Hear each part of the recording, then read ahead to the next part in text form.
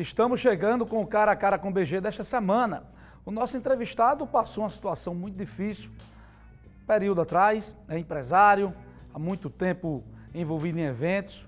Vou conversar com um amigo meu, Carlos Frederico Queiroz, conhecido como Fred Queiroz. Fred, obrigado por atender o nosso convite e estar aqui para conversar. Eu que agradeço, BG. É um prazer estar aqui com você. Fred, você, sua vida toda, você bastante inserido dentro da sociedade, seja pelas amizades que você construiu, seja pelo ramo de atividade que você resolveu exercer, seja pelos eventos que você organizou e os blocos de carnavais. Vamos fazer uma retrospectiva da sua vida do salesiano até chegar no ramo empresarial. Eu sempre estudei no salesiano, concluí e estudei a vida inteira no colégio. E aos 16 anos eu entrei na faculdade de engenharia. Mas eu sempre tive a vontade de empreender. Tanto é que nesse mesmo ano, um ano após, aos 17 anos, eu chamei meu pai e disse para meu pai, eu quero que o senhor me emancipe que eu vou abrir uma empresa. E ele ficou assim, porque meu pai sempre foi engenheiro, foi funcionário público, nunca empreendeu, mas acatou e eu me lembro mais, a gente foi até na casa do Dr. Célio e ele fez, não, vá no cartório, a gente vai resolver isso. E eu abri uma gráfica. E foi aí onde eu comecei realmente... Natal Gráfica. Natal Gráfica, patrocinou exatamente. Muito show do BG. Exatamente. E a gente fazia esse material todo, foi aí quando a gente se inseriu nesse mercado de eventos, porque a gente começou a fazer muito trabalho para todo mundo. Isso foi o que, 90, 91? Isso foi em 88. Eu fiquei com a gráfica até 90. E aí em 90 eu já estava na atividade política, na militância política, a gente já estava participando. Na verdade eu participei em 86... em 82, desculpe, da campanha política, porque meu tio, Antônio Florencio, ele foi candidato, Ele foi candidato em 86, ele foi deputado 4 mandatos e ele foi candidato a vice-governador de João Faustino em 86. Então, em 86, eu já fazia parte dessa militância jovem e a gente já estava envolvido. E a partir dali a gente criou muita amizade. Então, de 86 eu fui, em 90 eu participei também, e em 94 eu já comecei a atuar como empresário, trazendo uma fórmula de campanha onde a gente profissionalizava as campanhas. Você atuava na mobilização. Eu atuava sempre na mobilização. Antes disso, você se inseriu dentro do Carnatal, a gente foi sócio do primeiro. No Carnatal eu me inseri no primeiro ano do Carnatal. No Girimum Beijo, né? A gente foi sócio. Exatamente, no Girimum Beijo, você participou, e no outro ano a gente abriu o Bicoca e ficamos aí uns 5 a 6 anos, e aí a partir daí veio a campanha de 94, que eu fiz para Garibaldi, e nós ganhamos a eleição. Ele me convidou para ir para o governo, mas naquele momento eu não quis. Sua proximidade com os Alves começa aí? Começa mais forte aí. Na verdade, começou antes, na campanha. Eu tinha uma amizade, me aproximei com eles, e a gente fez um... E a empresa de estrutura começa quando? A empresa de estrutura começou um pouco antes, eu tinha uma empresa chamada Bisma, que era em sociedade com a Destaque. Bismarck Marinho, e a gente começou a trabalhar no ciclo da folia e nós fomos os responsáveis pela construção da Vila Folia, Todo aquele projeto a gente tocou junto. E depois administrou a paixão de bares, a produção do local. E a partir daí, depois eu vim para o Carnatal. No Carnatal eu cuidava eu tinha um bloco, mas eu fazia a produção geral do Carnatal, junto com o Bismarck, e fazia a parte de distribuição de bebida, que tinha essas barracas ao longo de todo o percurso. A gente aqui distribuía bebida, então assim, com 22 anos a gente fez muita coisa. E depois disso, que passou a parte de bloco, aí a gente criou o camarote, que você foi sócio com a gente, o camarote Dona Dona, que até hoje é lembrado para quem participou. Marcamos época, né? Marcamos época e nada parecido até hoje aconteceu do que o camarote Dona Dona, que foi um case, assim, Vamos retroceder. Você... Garibaldi ganha a eleição. Garibaldi ganha a eleição. Depois de muitos anos, os Alves voltam ao poder do Rio Grande do Norte. Garibaldi...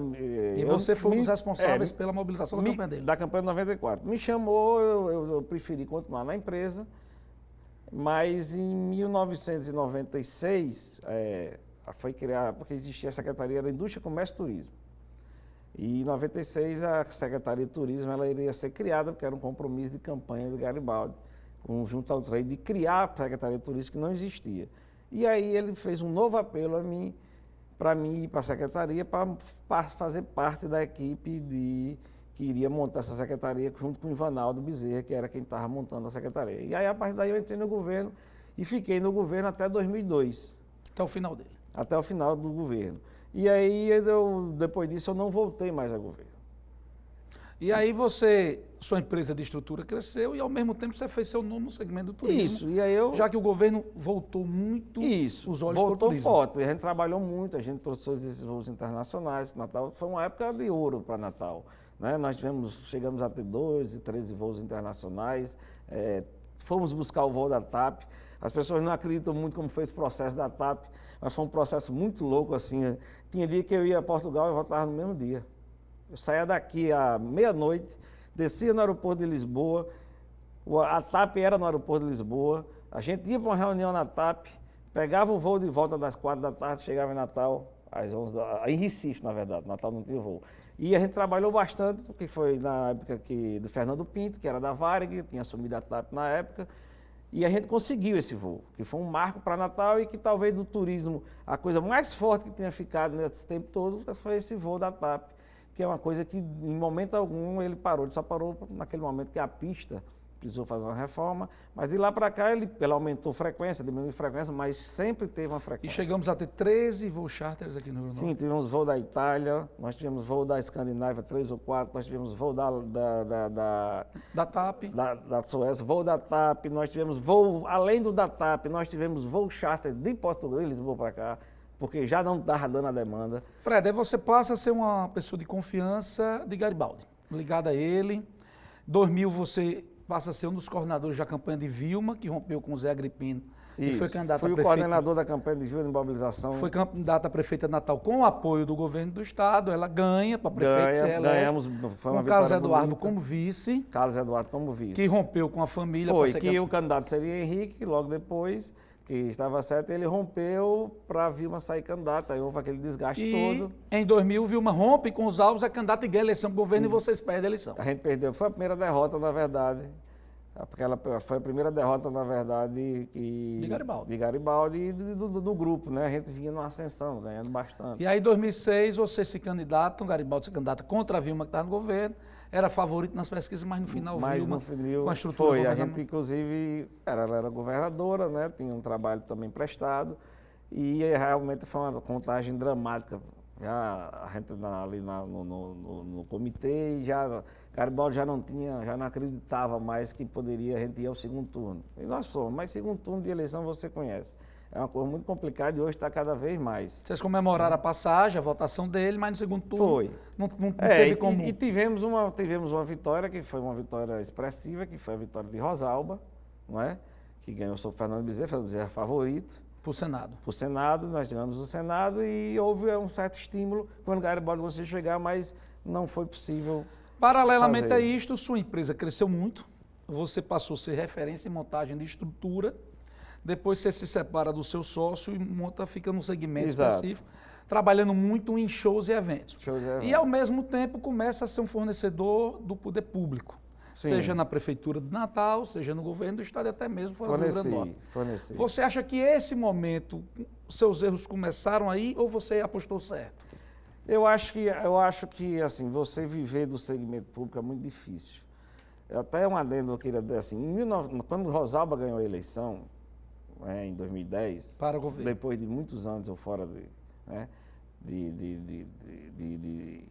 governo, Garibaldi me ligou e me ofereceu a Secretaria de Turismo, para mim ir para a Secretaria de Turismo do governo Rosalba. E eu declinei, não, eu estou num momento empresarial bom, eu não poderia trocar, eu acho que ficaria difícil, inclusive na época eu tinha até um compromisso de dar um apoio lá, Bruno tinha me pedido um apoio, eu disse que daria, e eu recusei a Garibaldi, depois não deu certo a indicação de Bruno, terminou o PMDB indicando Rames Elali.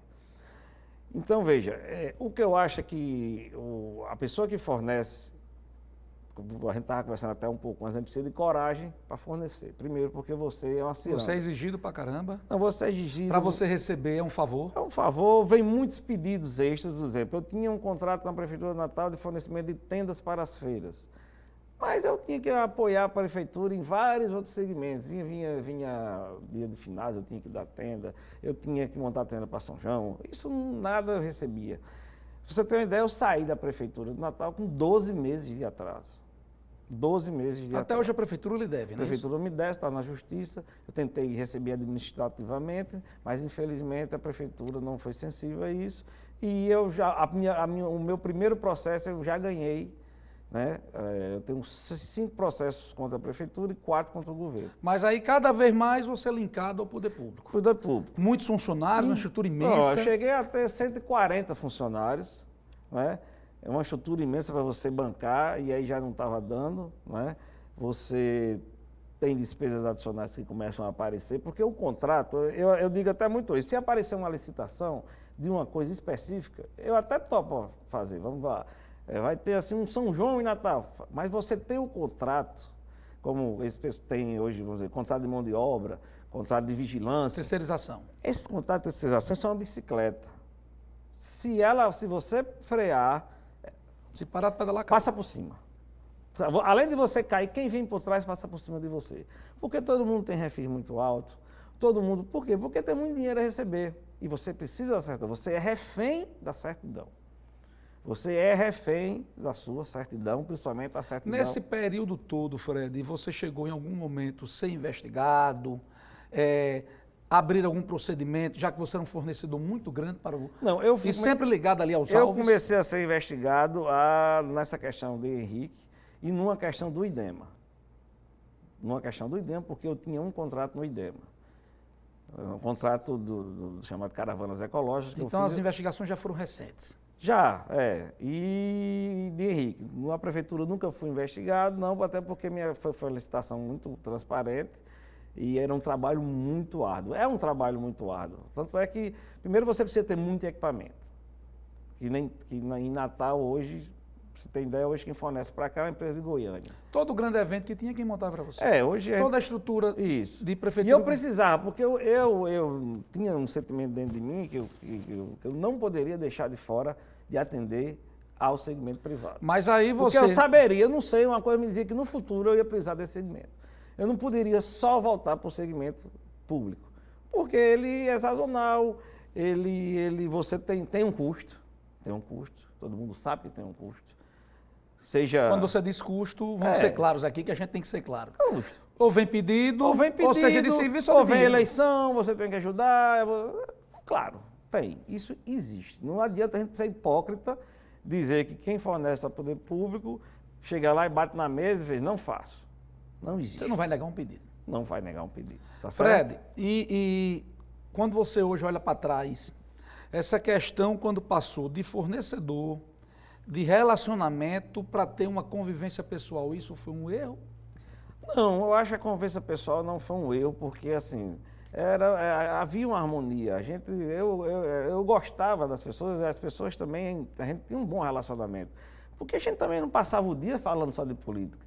Eu tinha relacionamento com o Henrique, eu tinha um bom relacionamento. A gente saía para jantar, não falava nem de política, às vezes, conversava besteira, rir, se divertir, enfim, não, como quando não sai para ir para um restaurante. Vamos fazer o seguinte, segura aí, nós vamos chamar aqui o primeiro intervalo do primeiro programa, serão 2.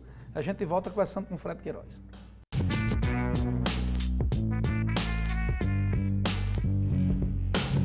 Estamos voltando com Cara a Cara com o BG desta semana, conversando com o Fred Queiroz. Fred, a pergunta que eu lhe fiz, foi um erro o seu envolvimento pessoal? Você disse que não, que você virou amigo e era um relacionamento sadio.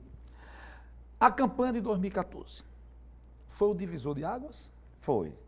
A campanha de 2014... Você mergulhou de corpo e alma. Primeiro pela amizade. De todas as campanhas, foi a campanha que eu realmente me dediquei mais, né? Assim, porque você sabe que tem pessoas que participam de campanha e não botam a cara a tapa como alguns botam.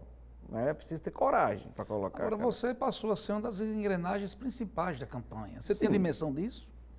Eu tenho dimensão disso porque ele me confiou, tá certo? A campanha me confiou essa condução desse processo. E era uma campanha que, você sabe, ela tinha muita gente envolvida. E no momento da campanha, primeiro assim, Henrique era o governador dificilmente perderia a eleição. Sim, Era isso ou não? era mais ou menos isso. Mas em algum momento você não se assustou com a quantidade de contratos celebrados com a campanha, não, da sua empresa? Eu me assustei no segundo turno. No primeiro turno, não. E por que essa pergunta, Fred, para quem está nos assistindo? Eu entrei um dia na prestação de contas e naquele momento tinha 8 milhões de reais prática Foram 9 milhões. alocações. Eu olhei para mim e disse, isso vai dar um problema. Você fez um contrato, como a gente chama no mercado, guarda-chuva, de absorver todo mundo. É. Em nenhum momento você temeu. No segundo turno, sim. No primeiro turno, a campanha de Henrique, como todo mundo sabe, foi uma campanha que tinha recursos. Né? Estão lá declarados, inclusive, os recursos que ele recebeu. Né? Repasse para outros partidos, repasse para candidatos, está lá na prestação Se de comenta contas. na boca miúda que a campanha teria chegado a custar aí 70, 80 milhões de reais. Isso procede? Eu não acredito, mas eu acho que talvez 40, 45 talvez tenha custado. Eu acredito. Esses números eu não sei, porque eu também não participava de tudo. Eu era muito absorvido na base. A base da campanha me dava muito trabalho, porque assim, tinha muita adesão, e você sabe que quando vem uma adesão, sempre vem alguma coisa de pedido. E o segundo turno lhe assustou por quê? Porque no primeiro turno, Bruno, havia doações das empresas. Né? Como todo mundo se lembra, teve aquele fatídico dia da capa de Paulo Roberto Costa na Veja. A Lava Jato. Da Lava Jato. Né? Me lembro demais, nós estávamos em Currais Novos. Que foi já na metade do primeiro turno. Na metade do primeiro turno. Que foi o primeiro baque da campanha de Henrique. Foi. Para todos nós. Eu fiquei de madrugada no hotel esperando a Veja Vocês não entrar. tinham noção de nada. Não. Eu fiquei de madrugada esperando a Veja entrar para ler. No iPad. E a Veja entrou e tal. E eu mesmo foi um que eu cheguei para ele e pessoalmente chamei ele no canto, Henrique, só dizer uma coisa, você pare a campanha, tire um dia, vá a Brasília e olhe. Peça para olhar, você tem condição, você é o presidente da Câmara.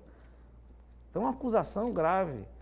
Vá lá e peça, saber o que é que está dito, vê se você consegue. Ele disse, eu vou fazer isso, eu vou. E ele foi a Brasília e voltou e disse, não, está tudo bem, não tem nada demais, vamos embora, vamos tocar a campanha, e nós começamos a tocar a campanha. E a campanha fluiu normalmente no primeiro turno, os recursos chegaram sem problema. E houve aquele episódio, como você sabe, em toda eleição, tem a questão do Caixa 2? Do dia da eleição. O Caixa 2 foi uma consequência. A história que eu contei, que está na delação que eu fiz, todo mundo é pública hoje, houve realmente uma pressão da coordenação política da campanha de que precisava ter recursos para o interior.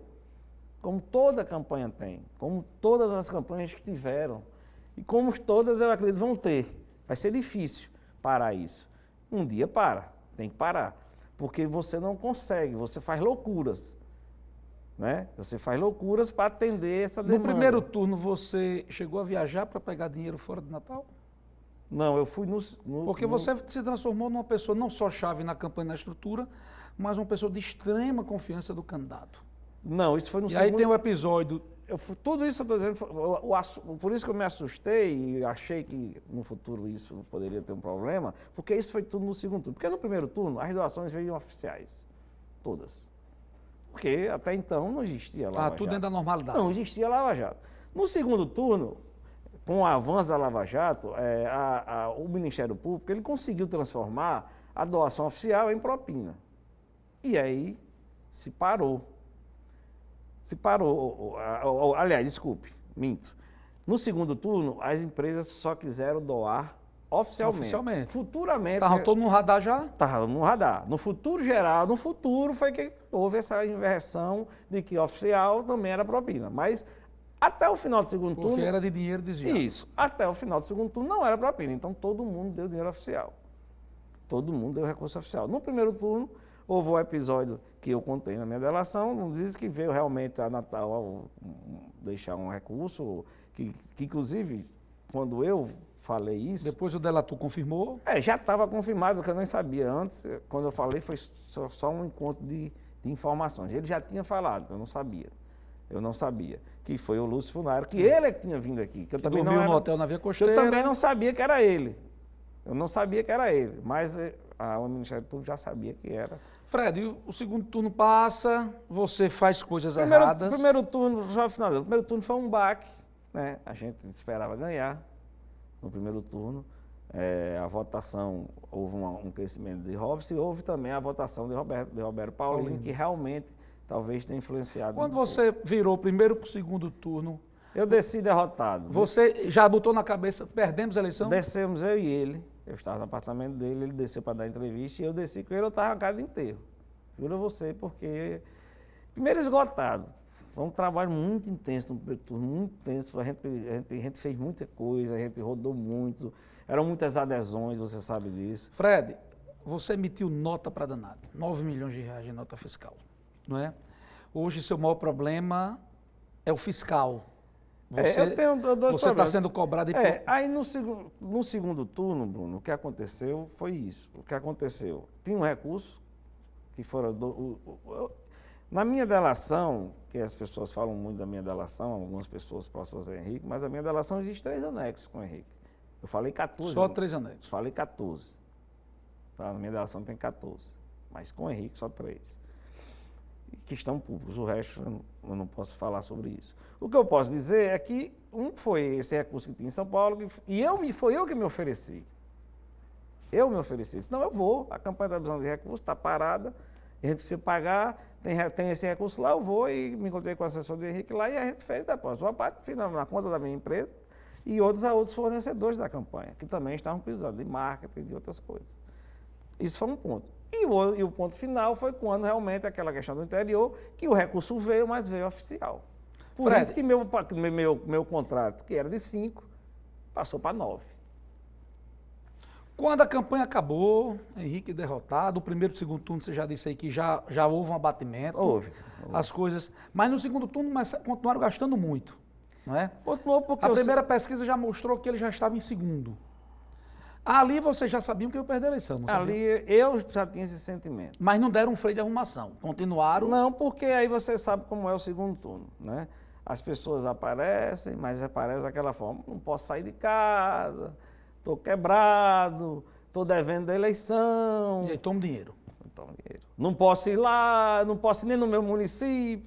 Aquela conversa que a gente conhece, e aí, dinheiro. E aí, como não tinha dinheiro de Caixa 2, como não tinha dinheiro, que dinheiro era oficial, aí a minha empresa foi... Você deu corpo e alma, sua família, sua estrutura, sua empresa, e você recebeu o dinheiro. Vamos chegar só até esse ponto aqui. Tá. Nesse momento, mesmo antes do maior problema que você viria a acontecer, você já fazia uma reflexão que as coisas tinham saído de mão? Tinha perdido a mão? Eu sabia que tinha perdido a mão e eu já tinha comentado isso. Eu já tinha comentado isso internamente, já tinha comentado, olha, isso aqui saiu fora do eixo. Com eles? Sim. Com o próprio Henrique mesmo, eu tive uma conversa dele, Henrique, isso aqui saiu fora do eixo. Isso aqui é um parâmetro um pouco desconforme. Eu sei que a campanha toda foi desconforme. Mas você temia? Eu temia. Dentro de casa, nas suas reflexões, você temia. Você começou a se preparar que poderia acontecer algo pior? Eu estava preparado. Eu lhe digo que eu estava preparado. Acordava assustado? Acordava assustado. Eu não dormia bem. Mas aí você contou o relacionamento. Não, continuou porque foi indicado por Henrique para ser secretário da prefeitura. Não tinha nada até aí. Era uma questão, Bruno, normal de eleição. Apenas com um volume um pouco maior, não é? Mas normal de eleição. Coisa de Caixa 2 em campanha existe na campanha de todo mundo. Mas, evidentemente, a coisa saiu um pouco do controle. Henrique volta para acabar o mandato de presidente da Câmara, os deputados. Voltou. E você foi indicado para ser secretário. Em 2015, aí ele me indicou para ser, me chamou e disse: você quer ser secretário de turismo? Eu digo: rapaz, eu estou aqui numa situação que eu tinha, como você disse, eu fiz sempre os melhores eventos e eu levei logo uma pancada logo quando acabou. Quando acabou a campanha, perdi um cliente em função disso. Porque você se personalizou de Ricaus. Exatamente. Perdi logo um cliente de cara. E isso foi uma coisa que realmente foi quando a ficha de pronto. Eu sei que a coisa vai ser assim. Derrota e serviço. ABC é América, não dá para ser Alecrim, você conhece Natal. Então, ou você é ABC ou você é América. Fred, vamos fazer o seguinte. Gente, nós estamos encerrando o primeiro programa com o Fred Queiroz. No segundo, a gente vai saber como começou aí o grande drama que ele passou junto com a família na deflagração da Operação Manos. A gente volta sábado que vem com Cara a Cara com o BG.